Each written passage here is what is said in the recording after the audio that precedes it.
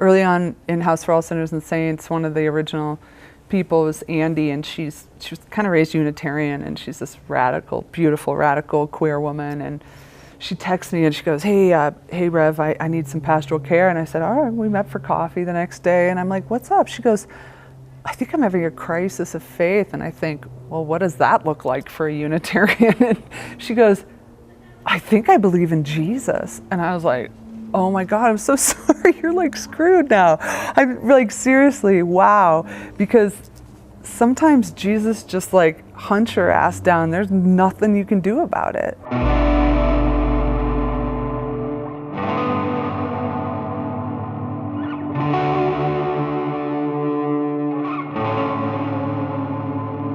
That it just happens. You know, that's that thing about God creates that faith in us. It feels passive, and I feel like the church is constantly pawning off teaching and programming of how to do it for yourself, how to be more faithful, how to be more holy, you know, how to have that close relationship with Jesus.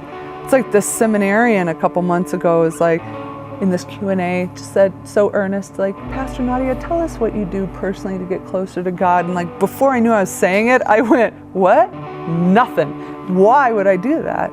Like, I wish God would leave me alone half the time. Like, getting closer feels dangerous. I'm gonna end up loving someone I don't like again, giving away more of my money. I don't know, it just feels like a bad idea, like trying to get closer to God. There was this brilliant show in New York called An Act of God. Jim Parsons from Big Bang Theory plays God, and it was so, Dave Yaverbaum is the writer, and he's a genius. He has that Twitter account, God's Twitter account, the tweet of God.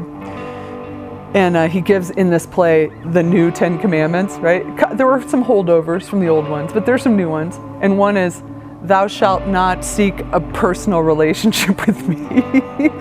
And it was brilliant theologically, because the character of God goes, I know you mean well, but trust me, I had a personal relationship with a human being, and I loved that person, and it brought out the absolute worst in me, and I just don't want to go there for your sake or mine again.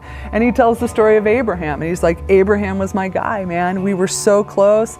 I loved him so much, and he wanted something so bad, which was a son, and I gave him the thing that he wanted. But then I started thinking, man, I just got like jealous, like maybe he loves Isaac more than he loves me. And then I did this really jacked up thing of like testing if he loved Isaac more than me.